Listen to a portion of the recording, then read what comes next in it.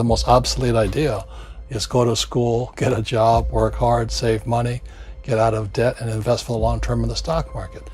See, why would you save money when they're printing trillions of dollars? The gap between the 1% and 99% is massive. You see, it's not just money. You have to step back and look at the bigger picture. So what do you do?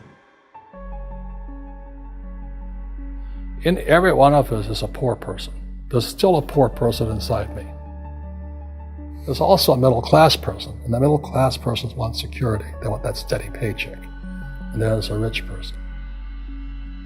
And they're all inside of us, except that it's not taught. You're taught to go to school, get a job, and get a paycheck. You're not taught to how to get rich. If you read Rich Dad, Poor Dad, my rich dad refused to pay me.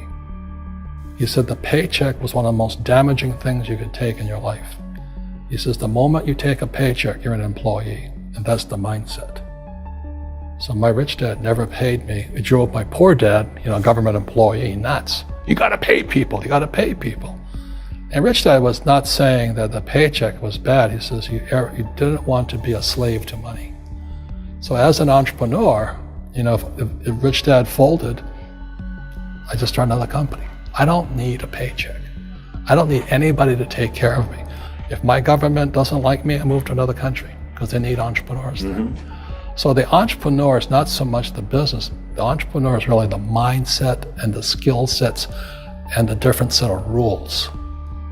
You see, I don't operate, small business does not operate in the same rules as big business. Entrepreneur is a mindset first, a skill set, and rules. And depending upon whether you're an employee or a small business, the rules are different. The mindsets are different, the skill sets are different.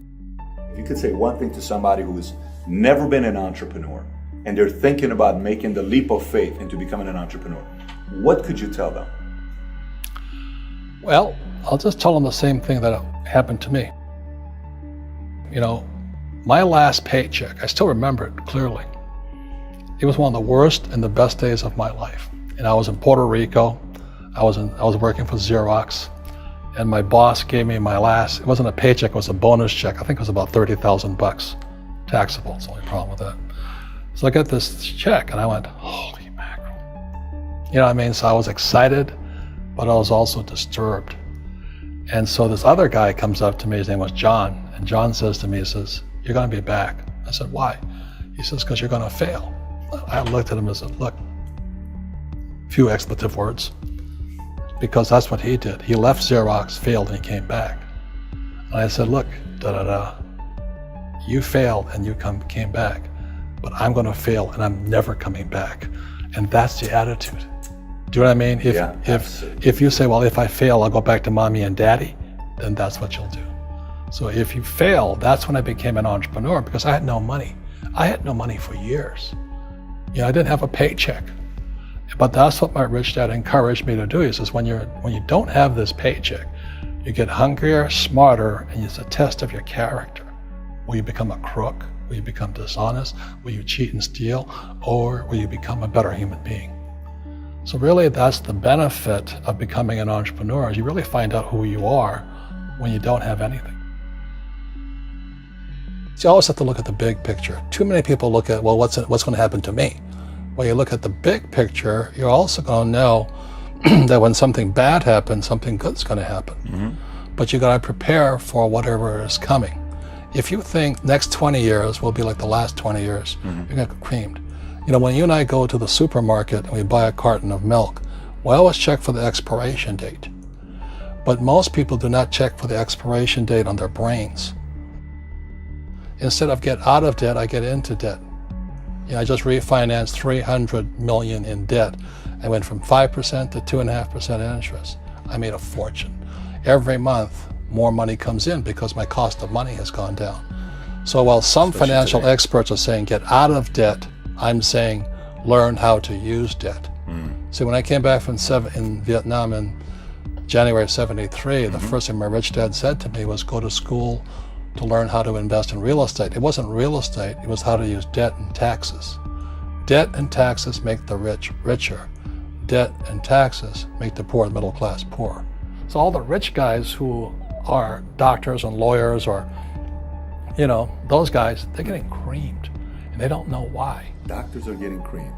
Oh yeah, they're making more money, but the take home is less. Sure.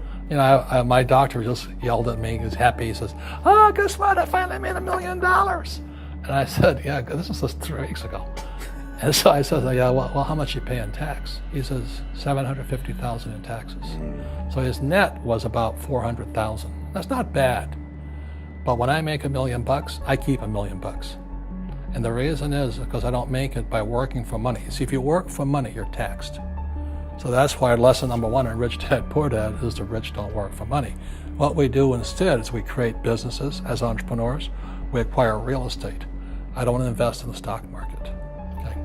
So the reason is because as entrepreneurs, I have more control over my income, how much I make, and how much I pay in taxes. And because I'm an entrepreneur as well as an investor in real estate, I pay 0 tax.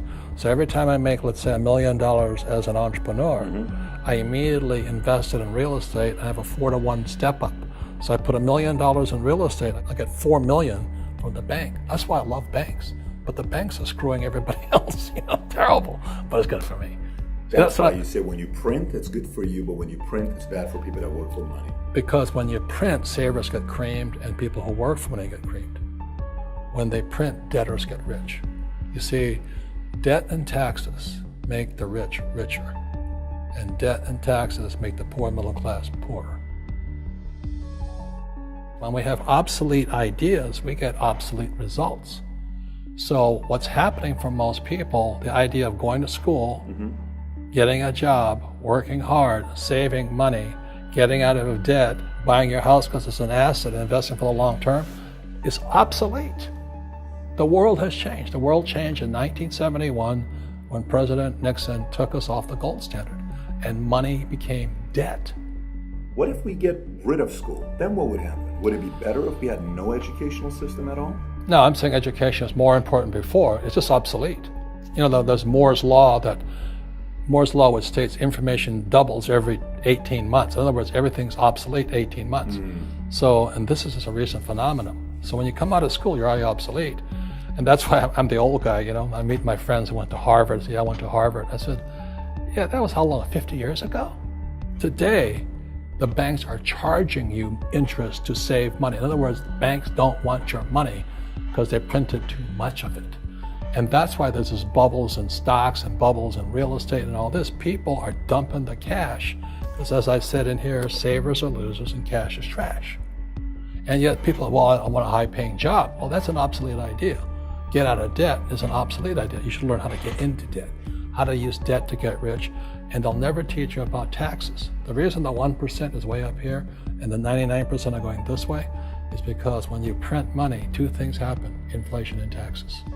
It's crushing them. And any entrepreneur thinks, I'm just going to make money, I'm going to start a business and make a lot of money because of what we talk about. They really have got to smell the roses, man. That's not what the real entrepreneurs are doing.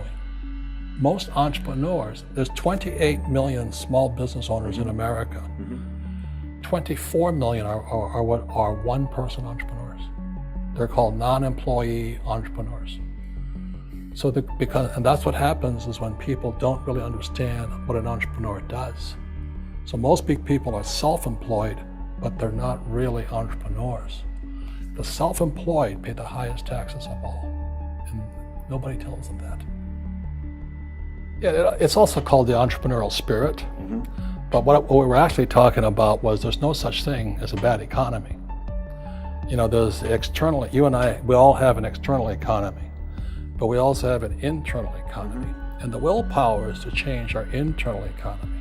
So for me, I can see the good and I can see the bad. I don't really give a damn because I'm going to be rich anyway. But a poor person with a poor personal economy, all they're going to see is a bad economy because they don't know how to make money in any economy. And a middle class person, they have a middle class economy. What they want is a nice house and a steady paycheck and the job and the car. And so when you take their job away, to them, that's disaster. Well, since an entrepreneur doesn't have a job anyway, it's no big deal. So all I'm saying to people, and it's what Bucky Fuller taught me, is always two sides, you know what I mean? Unity is plural, at minimum two. So if you think the economy is bad, it's because your economy is bad. If you think that steady, employment is important, then you'll see an economy without jobs.